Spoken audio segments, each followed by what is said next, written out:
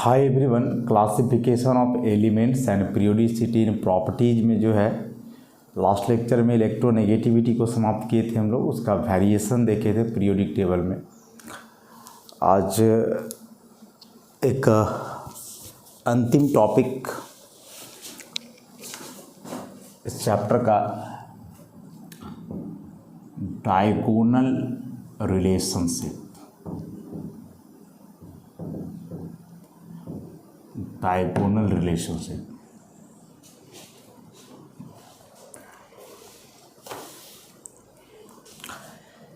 क्या है यह डायगोनल रिलेशनशिप, समझोगे ध्यान से, क्योंकि आगे जब आप चैप्टर पढ़ोगे एस ब्लॉक एलिमेंट या पी ब्लॉक एलिमेंट, वहाँ इस टॉपिक को फिर से रिपीट करना होगा। तो इस चैप्टर का या फिर इस टॉपिक का थीम क्या है उसे अभी समझ लो, फिर वहाँ चैप्टर में डिटेल में इसको करना है।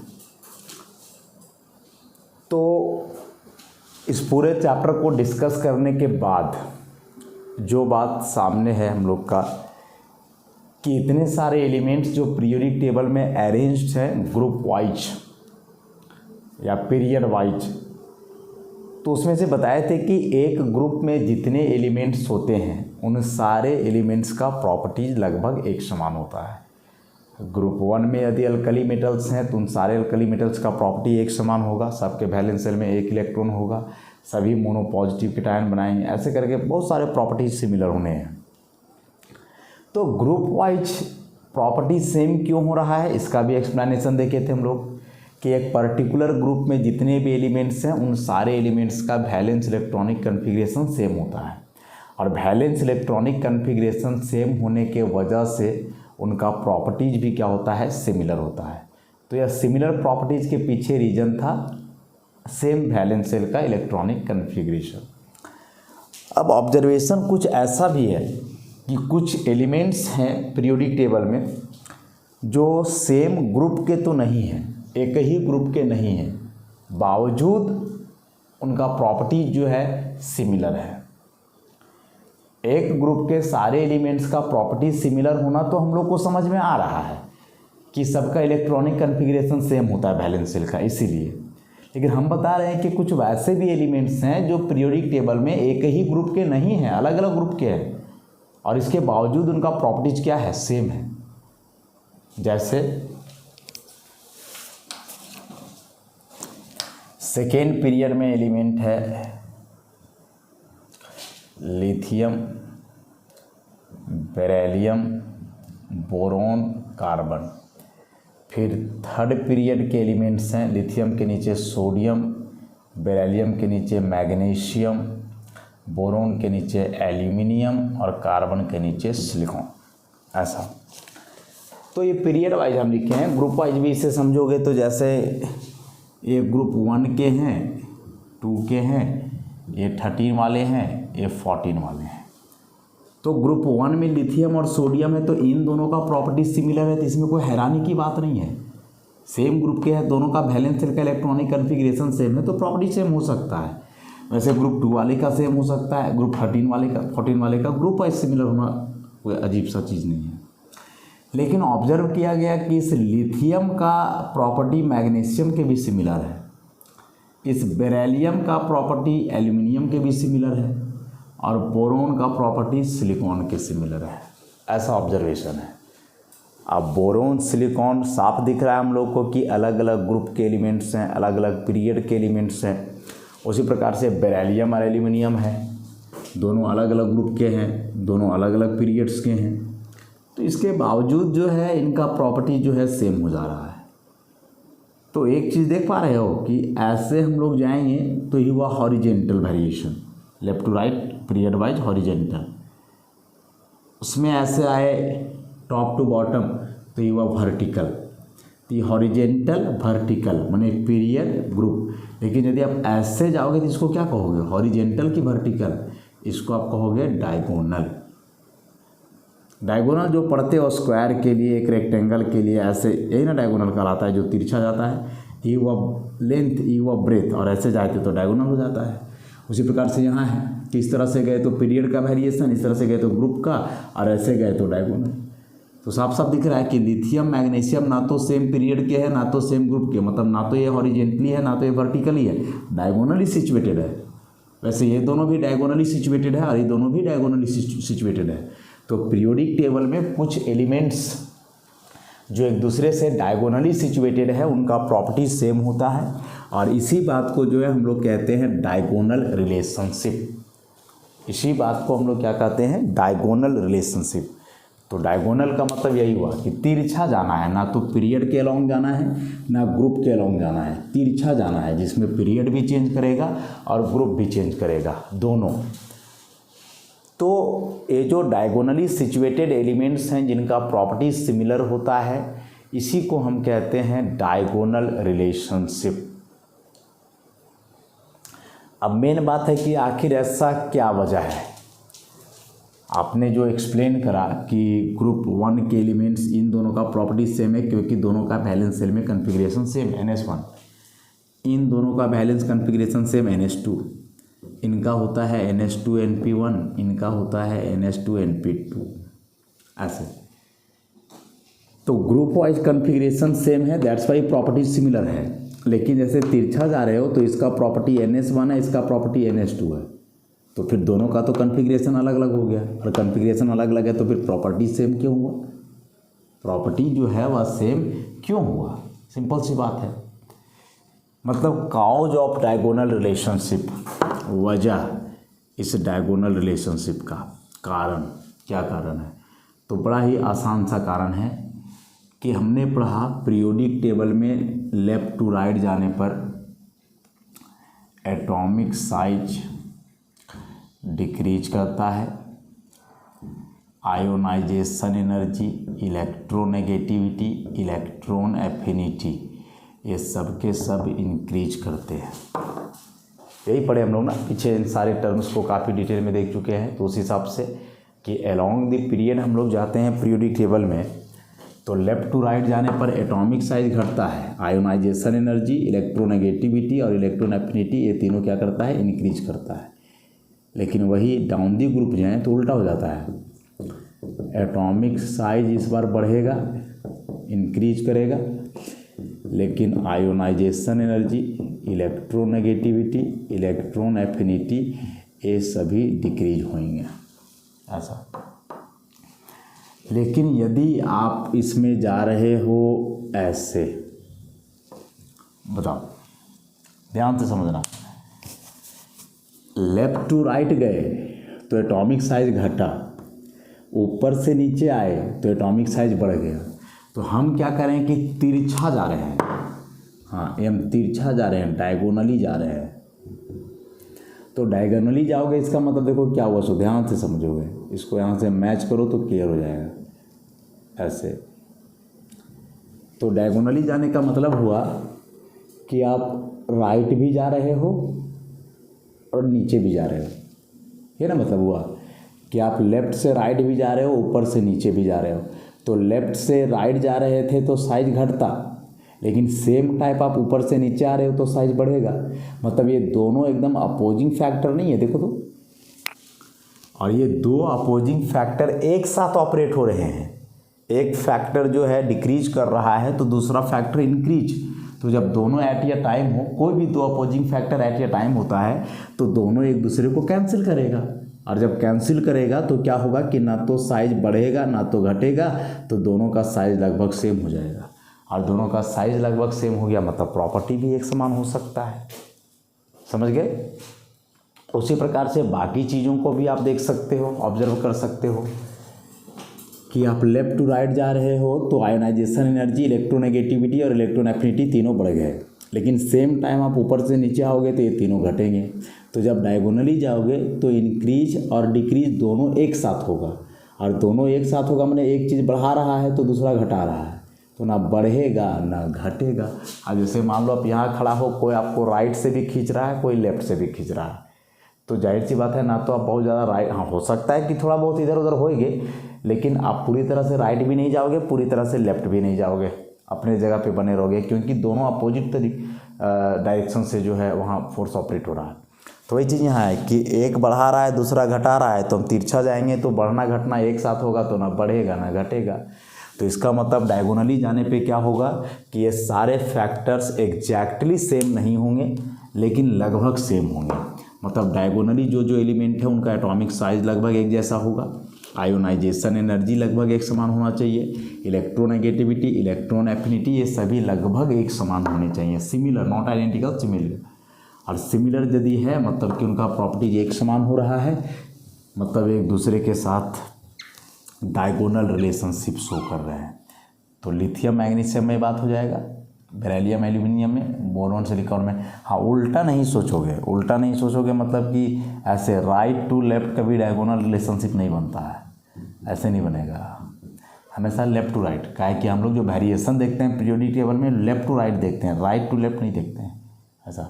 इसलिए डायगोनल रिलेशनशिप हमेशा लेफ्ट टू राइट, मतलब कि लोअर पीरियड में लोअर ग्रुप, हायर पीरियड का हायर ग्रुप, ऐसे देखना है। तब बस अभी समझना था कि डायगोनल रिलेशनशिप है क्या और क्यों होता है।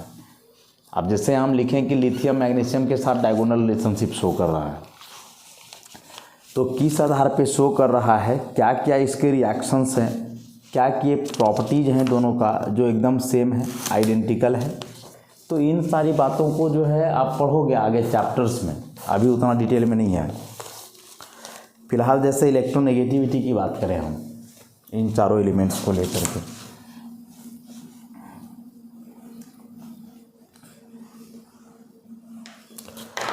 जैसे मान लो कि लिथियम है, सोडियम है, बेरिलियम है, मैग्नीशियम है। अब लिथियम का इलेक्ट्रोनेगेटिविटी होता है 1.0, सोडियम का होता है 0.9, बेरिलियम का होता है 1.5 और इसका होता है 1.2। तो इन दोनों का सिमिलर होना समझ में आ रहा है क्या कि ये ग्रुप का है, इन दोनों का भी लगभग सिमिलर होना एक ग्रुप का है, लेकिन ऐसे भी जाओगे तो लगभग सिमिलर ही है। अरे यहाँ से यहाँ का अंतर है 0.3, जबकि यहाँ से यहाँ का अंतर है 0.2, तो इससे ज़्यादा सिमिलर तो ही दोनों हो गया, मतलब ग्रुप वाइज से ज़्यादा सिमिलरिटी तो डायगोनल वाइज आ गया। ऐसा रीजन हम लोग समझ गए कि ऐसा क्यों है।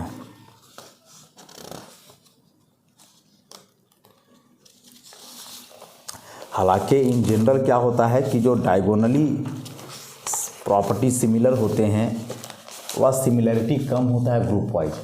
ठीक है कि लिथियम मैग्नीशियम से भी मैच कर रहा है और सोडियम से भी, लेकिन इसका प्रॉपर्टी सोडियम से ज़्यादा मैच करेगा मैग्नीशियम के तुलना में। मतलब यहाँ जो सिमिलरिटी होगा ग्रुप वाइज, तो वह ग्रुप वाइज सिमिलरिटी हमेशा डोमिनेट करेगा डायगोनल वाइज सिमिलरिटी पे। तो ये नहीं कि इससे भी मिल रहा है तो इससे ज़्यादा है, ऐसा नहीं। जैसे आप इसको एग्जांपल से समझ लो ना आप, कि एक घर में कई सदस्य होते हैं, उन सबके बीच आपस में लगाव होता है, लेकिन वही लोग कहीं जाए घूमने के लिए, कहीं बच्चा है पढ़ने गया स्कूल, तो वहाँ भी उसका रिलेशन बना, दोस्त बने, फ्रेंड्स बने। आप ऑफिस में काम कर रहे हो तो वहाँ आपके कलीग्स हैं, ऐसे तो रिलेशनशिप वहाँ भी है। आप उसके भी क्लोज हो, अपने घर वाले के भी क्लोज हो, तो क्या घर वाले से आप ज़्यादा क्लोज हो जाओगे वहाँ? सवाल ही नहीं है। तो अपने घर का जो आपका क्लोजनेस है, सिमिलरिटी है, वो हमेशा डोमिनेट करेगा दूसरे क्लोजनेस पे। तो वही चीज़ यहाँ है कि ग्रुप वाइज जो सिमिलर हो रहा था वो ज़्यादा होगा, ये जो डायगोनल सिमिलरिटी आ रहा है उसके तुलना में। सिमिलर दोनों में है, लेकिन ग्रुप वाइज का सिमिलरिटी हमेशा ज़्यादा होगा।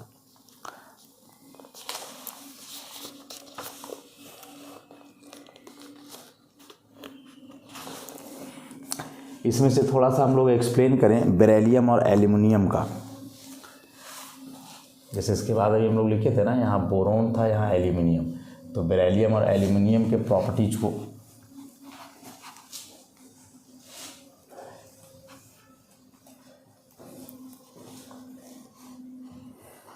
Beryllium and aluminium diagonal relationship show करते हैं।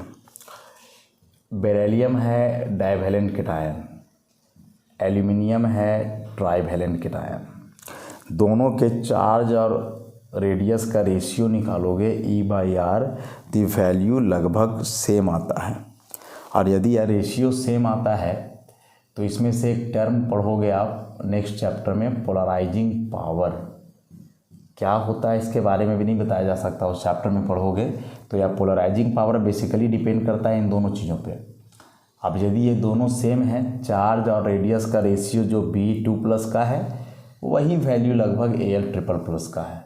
तो दोनों का पोलराइजिंग पावर क्या हो जाएगा, लगभग सेम। और यहाँ पोलराइजिंग पावर सेम होने की वजह से दोनों के प्रॉपर्टीज़ भी क्या हो जाते हैं, सिमिलर हो जाते हैं। तो इस टॉपिक को या इस टर्म को हम लोग एक्सप्लेन करेंगे। तो जैसे बेरिलियम का हैलोजन से कंपाउंड बनता है BeCl2, वैसे ही एल्यूमिनियम का बनता है AlCl3। अब ये दोनों कंपाउंड एक ही नेचर के हैं, दोनों कंपाउंड कोवेलेंट होते हैं, तो प्रॉपर्टी में सिमिलैरिटी तो आ ही गया। उसी प्रकार से बेरिलियम ऑक्साइड बनाता है BeO, एल्यूमिनियम ऑक्साइड बनाता है Al2O3, और ये दोनों ऑक्साइड एम्फोटेरिक होते हैं। एम्फोटेरिक मतलब कि ये एसिडिक भी हो सकते हैं और ये बेसिक भी हो सकते हैं, दोनों हो सकते हैं। तो एसिडिक बेसिक दोनों बिहेवियर है, दैट्स वाई इसको हम लोग क्या कहेंगे, एम्फोटेरिक। उसी प्रकार से इन दोनों का हाइड्रोक्साइड है BOH2 और AlOH3, ये दोनों हाइड्रोक्साइड भी एम्फोटेरिक हैं।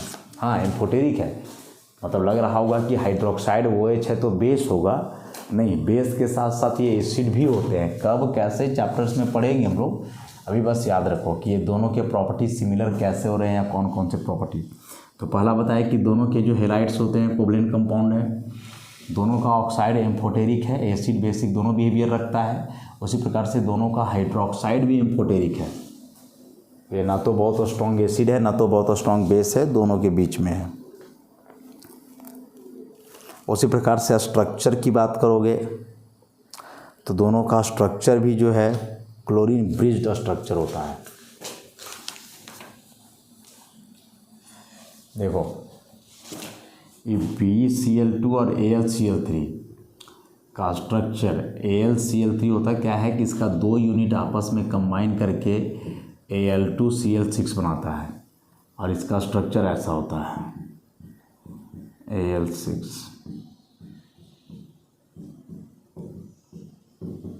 ऐसा। इसी को हम लोग बोलेंगे क्लोरीन ब्रिज्ड स्ट्रक्चर, कि यहाँ ये दोनों क्लोरीन ब्रिज का काम कर रहा है। ब्रिज माने पुल, जो दो रास्ते को जोड़ता है। वैसे यहाँ ये दोनों क्लोरीन एल्यूमिनियम को जोड़ रहा है आपस में, तो इसी को बोलेंगे क्लोरीन ब्रिज स्ट्रक्चर। और वैसा ही कुछ स्ट्रक्चर BeCl2 के लिए भी ऑब्जर्व किया जाता है।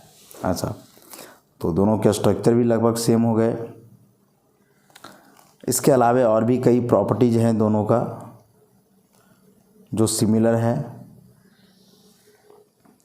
जैसे एक रिएक्शन आप पढ़ोगे आगे, फ्राइडल-क्राफ्ट रिएक्शन ऑर्गेनिक केमिस्ट्री में, और उस फ्राइडल-क्राफ्ट रिएक्शन में जो है ये दोनों काम करते हैं कैटलिस्ट का, लेविस एसिड कैटलिस्ट का। क्या है ये लेविस एसिड कैटलिस्ट, अब धीरे धीरे आगे आ जाएगा। और बोल रहा है कि दोनों के फ्लोरीन के साथ जो है बड़ा स्टेबल कंपाउंड बनता है। जैसे बेरिलियम आयन है, या फ्लोराइड से कंबाइन करके PF4/2- बहुत स्टेबल कंपाउंड है। उसी प्रकार से एल्यूमिनियम आयन है, यह भी फ्लोराइड से कंबाइन करके एक बहुत स्टेबल आयन बनाता है ऐसा। तो ये कई प्रॉपर्टीज़ हैं जो लगभग सिमिलर हैं इन दोनों के। तो ये दोनों एक दूसरे से डायगोनल रिलेशनशिप शो करेंगे। वैसे लिथियम मैग्नीशियम का भी होगा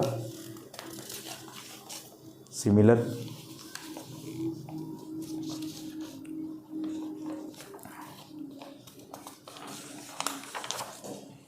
नेक्स्ट टॉपिक अब इसमें आता है डायगोनल रिलेशनशिप के बाद, जो है बेहद ही important.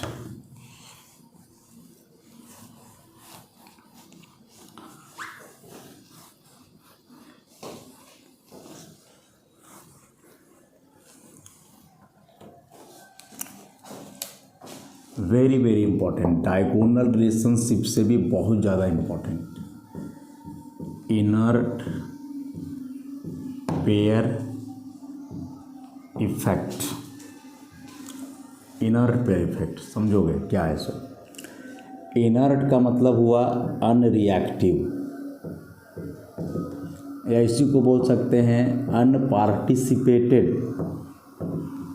अनपार्टिसिपेटेड in the bond formation. और ये पेयर का मतलब समझ रहे हो, दो रहेगा एक साथ।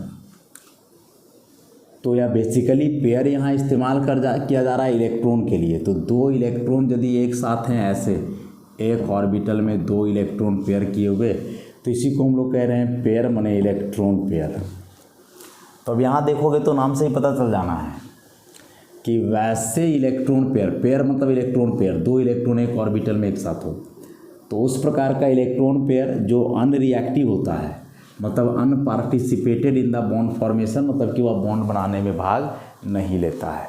तो ऐसे दो इलेक्ट्रॉन को हम लोग इनर्ट पेयर कहेंगे, और इसके चलते जो प्रभाव पड़ेगा उस मॉलिक्यूल या उस कंपाउंड के प्रॉपर्टी पे, उसे हम कहेंगे इनर्ट पेयर इफेक्ट। बेसिकली यह जो इलेक्ट्रॉन पेयर होता है जो अनरिएक्टिव, या होता है वैलेंस सेल का एस इलेक्ट्रॉन। हम लोग जानते हैं ना, इलेक्ट्रॉन एस ऑर्बिटल में होते हैं, पी में होते हैं, डी में होते हैं, एफ में होते हैं। तो याद रखोगे कि जो इनर्ट पेयर इलेक्ट्रॉन है वो ऑलवेज एस होता है। समटाइम्स पी हो सकता है, डी और एफ तो कभी नहीं होगा। और मैक्सिमम 100 में 99% केसेस में जो है इलेक्ट्रॉन पेयर जो इनर्ट होता है, मतलब कि जो अनपार्टिसिपेटेड रहेगा बॉन्ड फॉर्मेशन में, वो हमेशा वैलेंस सेल का एस इलेक्ट्रॉन होगा। तो यदि एग्जाम में डायरेक्ट क्वेश्चन आता है कि इनर्ट पेयर कौन से इलेक्ट्रॉन पेयर को कहा जाता है, एस के, पी के, डी के या एफ के, तो एस के इलेक्ट्रॉन को, एस के कहने का मतलब कि एस ऑर्बिटल में जो दो इलेक्ट्रॉन है, उन दो इलेक्ट्रॉनों को जनरली क्या कहा जाता है, इनर्ट पेयर कहा जाता है। तो अब इसका डेफिनेशन बनाएंगे हम लोग। द इनर्टनेस और reluctance of valence s electrons to take part in bond formation is known as inert pair effect, and such an electron pair is called inert pair। Inertness word का मतलब समझ गए ना, unreactive. Reluctance का मतलब होता है अनिच्छुक, माने इच्छा ना होना किसी भी चीज़ के लिए। तो जब आप नेक्स्ट चैप्टर पढ़ोगे इसमें केमिकल बॉन्डिंग, उसमें इस बात को काफ़ी अच्छे से समझ पाओगे कि जब भी कोई बॉन्ड बनता है किसी भी एटम के द्वारा, तो किसी भी प्रकार का बॉन्ड बने, मोस्टली उसमें जो इन्वॉल्वमेंट होता है वह इलेक्ट्रॉन के थ्रू होता है। मतलब इलेक्ट्रॉन्स जो है ट्रांसफ़र होंगे, इलेक्ट्रॉन शेयर होंगे, इलेक्ट्रॉन ट्रांसफ़र शेयर दोनों एक साथ हो सकते हैं। तो यही इलेक्ट्रॉन का ट्रांसफ़र और शेयरिंग के वजह से जो है जनरली बॉन्ड बनता है।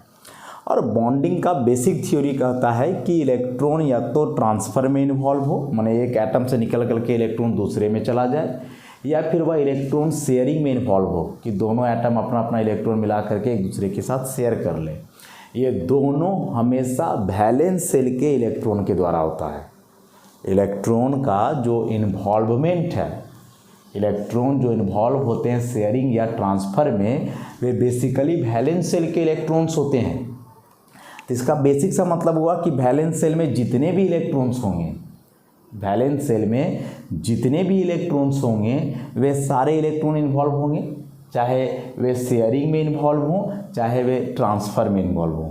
मतलब किसी एटम के वैलेंस सेल में दो इलेक्ट्रॉन है तो बहुत पॉसिबिलिटी है कि वह एटम अपना दोनों इलेक्ट्रॉन को किसी को ट्रांसफ़र कर सकता है, दे सकता है, या दोनों इलेक्ट्रॉन उस शेयरिंग में लगा सकता है। 4 है तो 4 लगाएगा, 6 है तो 6 लगाएगा, 7 है तो 7 लगाएगा, ऐसे करके। रूल बेसिकली यही है कि वैलेंस सेल के इलेक्ट्रॉन्स इन्वॉल्व होंगे, सभी इलेक्ट्रॉन, ऐसा। लेकिन कुछ कुछ केसेस में होता क्या है ना कि वैलेंस शेल के सारे इलेक्ट्रॉन में बेसिकली जो s वाले इलेक्ट्रॉन होते हैं वे s वाले इलेक्ट्रॉन बॉन्डिंग में इन्वॉल्व नहीं होते हैं, वे बॉन्ड फॉर्मेशन में पार्टिसिपेट नहीं करते हैं, ना तो शेयरिंग में पार्टिसिपेट करेंगे ना तो ट्रांसफ़र होते वक्त पार्टिसिपेट करेंगे। क्या वजह है इसका देखा जाए। जैसे हम बात करें ग्रुप 14 के कुछ एलिमेंट की, carbon, silicon, germanium, tin, lead, Pb, atomic number जान रहे हो 6, 14, 32, 50, 82। कन्फिग्रेशन लिखोगे लास्ट का लिख रहे हैं 2s2, 2p2, 3s2, 3p2, 4s2, 4p2, फिर 5s2, 5p2, 6s2, 6p2। तो कन्फिग्रेशन से क्या दिख रहा है? दिख रहा है कि इन सारे कंपाउंड्स का सारे एलिमेंट का वैलेंस शेल में कितने इलेक्ट्रॉन्स हैं? 4 हैं। सबका वैलेंस शेल में 4 इलेक्ट्रॉन, इस तरह से 4 इलेक्ट्रॉन। तो ये 4 इलेक्ट्रॉन ट्रांसफ़र कर सकते हैं या 4 इलेक्ट्रॉन जो है शेयर कर सकते हैं, depending upon the electronegativity, ionization energy of all these elements. तो किसी भी तरह से ट्रांसफ़र करे या शेयर करे, ये 4 बॉन्ड बेसिकली बनाएंगे। जैसे कार्बन क्लोरीन से कंबाइन करेगा तो CCl4 बनना चाहिए, सिलिकॉन करेगा तो SiCl4, वैसे इससे बनना चाहिए GeCl4, इससे बनना चाहिए SnCl4 और इससे बनना चाहिए PbCl4, ऐसा। लेकिन हैरानी होगा जान करके कि SnCl4 के अलावे SnCl2 होता है और PbCl4 के अलावे PbCl2 होता है। यहाँ CCl2 नहीं होगा, यहाँ SiCl2 नहीं होगा और ये GeCl2 हो सकता है थोड़ा थोड़ा ऐसे। तो फिर चेंजिंग क्यों आ गया? देखो सिंपल सी बात है कि इन सारे कंपाउंड्स में ये एलिमेंट 4 क्लोरीन से कंबाइन कर रहे हैं, मतलब कि ये अपना चारों इलेक्ट्रॉन को लगा रहे हैं बॉन्डिंग में। लेकिन वही जो एक कंपाउंड बन रहे हैं जिसमें कि 2 क्लोरीन के साथ कम्बिनेशन है, इसका मतलब कि उन दोनों के साथ जो है ये अपना 2 ही इलेक्ट्रॉन लगा रहे हैं। तो वैलेंस शेल में तो 4 था, लेकिन यहाँ 2 क्लोरीन के साथ कंबाइन कर रहे हैं, इसका मतलब 2 इलेक्ट्रॉन्स का इन्वॉल्वमेंट है। तो अब यहाँ समस्या आता है कि ये 2 इलेक्ट्रॉन्स कौन से होंगे, क्योंकि 2 इलेक्ट्रॉन P में भी है, 2 इलेक्ट्रॉन S में भी है ऐसे। तो ये P वाले इलेक्ट्रॉन्स है जो यहाँ इन्वॉल्व हैं। S वाले इलेक्ट्रॉन जो हैं ये S वाले इलेक्ट्रॉन यहाँ इन्वॉल्व नहीं है इसमें। तो यही जो वैलेंस शेल के S में 2 इलेक्ट्रॉन है जो कि बॉन्डिंग में इन्वॉल्व नहीं हो रहे हैं, ऐसे ही इलेक्ट्रॉन पेयर को कहा जाता है इनर्ट पेयर। और इस इनर्ट पेयर के वजह से जो प्रभाव पड़ा, जिसके चलते अलग कंपाउंड का फॉर्मेशन हुआ, इसे ही हम कहेंगे इनर्ट पेयर इफेक्ट। तो किसी भी एटम या एलिमेंट के वैलेंस शेल के S इलेक्ट्रॉनों का, S में जो 2 इलेक्ट्रॉन है मैंने S इलेक्ट्रॉन पेयर, उनका बॉन्डिंग में इन्वॉल्व ना होना कहलाता है इनर्ट पेयर इफेक्ट, और ये इलेक्ट्रॉन पेयर कहलाएंगे इनर्ट पेयर। इवन PbCl4 से मच मोर स्टेबल है PbCl2, PbCl4 से जो है मच मोर स्टेबल है कौन? PbCl2। हालांकि यहाँ बन रहा है तो यहाँ E ज़्यादा स्टेबल है इससे, क्योंकि इसमें चारों इलेक्ट्रॉन इन्वॉल्व हो जाता है। लेकिन जैसे ही आप नीचे जाओगे तो नीचे जाते जाते E2 वाला का स्टेबिलिटी बढ़ जाता है, क्योंकि यहाँ देखोगे तो सब 2 बॉन्ड बना रहा है, तो सबका वैलेंसी 2 मान लो। इधर 4 बना रहा है तो वैलेंसी 4 मान लो। तो Pb के लिए 4 से ज़्यादा स्टेबल 2 वैलेंसी है, Sn के लिए भी 4 से ज़्यादा जनरली 2 ही होता है, Pb के लिए खास करके। तो 4 से ज़्यादा स्टेबल 2 वैलेंसी है, इसका मतलब कि S का 2 इलेक्ट्रॉन बिल्कुल भी बॉन्ड फॉर्मेशन में भाग नहीं लेता है, बिल्कुल भी नहीं लेता है। ऊपर वाले में तो चलो थोड़ा बहुत ले भी ले, लेकिन इसमें बिल्कुल भी वे इलेक्ट्रॉन जो हैं एस वाले वे बॉन्ड फॉर्मेशन में भाग नहीं लेते हैं। तो यही जो फेनोमेनन है जिसमें किसी भी एलिमेंट के वैलेंस शेल के एस इलेक्ट्रॉन पेयर बॉन्डिंग में इन्वॉल्व नहीं होते हैं, इसी फिनोमेनन को हम कहते हैं इनर्ट पेयर इफेक्ट, और ये इलेक्ट्रॉन पेयर कहलाएंगे इनर्ट पेयर। सिंपल सा बात हो गया इसमें। अब आता है वजह, व्हाई दिस हैपेंस, ऐसा क्यों होता है कि सारे एलिमेंट एक ही ग्रुप के हैं, सब में चार है, तो फिर नीचे जाने से याद रखोगे कि इनर्ट पेयर इफेक्ट नीचे जाने से डोमिनेट करता है। मतलब ग्रुप में जितना नीचे जाओगे इनर्ट पेयर इफेक्ट उतना ज़्यादा ऑब्जर्व होगा, नीचे वाले एलिमेंट के लिए ज़्यादा, ऊपर वाले के लिए नहीं। और अब प्रश्न आता है सबसे पहला क्वेश्चन ये कि पी का ही 2 भाग क्यों लिया, एस का क्यों नहीं? क्या कि दोनों तो बैलेंस से ले, तो एस का भाग लेना चाहिए था पी का छोड़ करके। तो बताए थे इसको पहले भी कि यदि यह न्यूक्लियस है और इसमें जो 4 सबसेल या ऑर्बिटल होते हैं चारों सेम सेल के हैं, तो उसके बावजूद एस वाला न्यूक्लियस से सबसे नज़दीक, उससे दूर पी, उससे दूर डी और सबसे दूर एफ। तो यदि एस में 2 इलेक्ट्रॉन और पी में 2 इलेक्ट्रॉन है तो ऑब्वियसली एस वाले इलेक्ट्रॉन न्यूक्लियस से ज़्यादा नज़दीक हैं, तो ये ज़्यादा अट्रैक्ट होंगे इधर। पी वाले थोड़ा दूर है तो कम अट्रैक्ट होंगे। तो जो इलेक्ट्रॉन कम अट्रैक्ट होगा उसको वहाँ से निकाल पाना या दूसरे को दे पाना आसान है, इसलिए पी वाले इलेक्ट्रॉन बॉन्ड बनाएंगे, एस वाले नहीं, क्योंकि एस न्यूक्लियस के नज़दीक है, इनका अट्रैक्शन जो है वो न्यूक्लियस की तरफ ज़्यादा होगा। तो ऐसे इलेक्ट्रॉन जनरली बॉन्डिंग में इन्वॉल्व नहीं होते हैं। तो बोलोगे सब में वही कहानी है, तो इनका कैसे लिया, आखिर इसी का एस क्यों नहीं? तो इसका बेसिक सा वजह है कि लेड का एटॉमिक नंबर है 82। अब 82 एटॉमिक नंबर है, इसका मतलब कि इसके न्यूक्लियस में प्रोटॉन हो गया 82। तो ज़्यादा प्रोटॉन होने के वजह से इसका जो 6s इलेक्ट्रॉन है वो बेसिकली थोड़ा ज़्यादा अट्रैक्शन फील कर पाता है। हालांकि इफेक्टिव न्यूक्लियर चार्ज तो सेम ही होता है, लेकिन इसका एक वजह हम लोग यही दे सकते हैं कि हेवियर एलिमेंट में न्यूक्लियस में प्रोटॉनों की संख्या अधिक होती है, उस वजह से इस एस वाले जो है ज़्यादा चार्ज को फील करते हैं और इसलिए बॉन्डिंग में इन्वॉल्व नहीं हो पाते हैं। तो हमेशा एस वाला।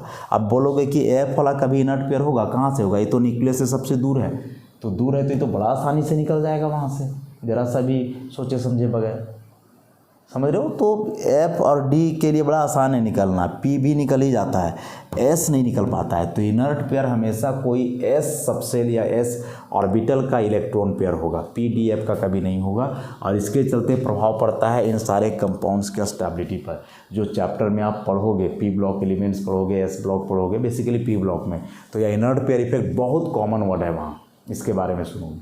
तो है क्या, वो समझ गए ना कि किसी भी एलिमेंट में जनरली हेवियर एलिमेंट जो होते हैं पी ब्लॉक का, उसमें वैलेंस शेल के एस इलेक्ट्रॉन पेयर का बॉन्ड बनाने में भाग ना लेना इनर्ट पेयर इफेक्ट, और वैसे इलेक्ट्रॉन पेयर को कहेंगे इनर्ट पेयर। और इसके वजह से कंपाउंड के वैलेंसी पे फर्क पड़ता है कि किसी का वैलेंसी 2 ज़्यादा स्टेबल होता है 4 से, किसी का 4 ज़्यादा स्टेबल होता है 2 से। वजह भी हम लोग थोड़ा बहुत समझ गए। तो इस तरह से यह चैप्टर थियोरिटिकली जो है यहाँ समाप्त होता है। नेक्स्ट लेक्चर से हम लोग NCERT बुक के जो कुछ प्रॉब्लम्स हैं उसे एक एक करके डील करेंगे। आज के लिए इतना ही, धन्यवाद।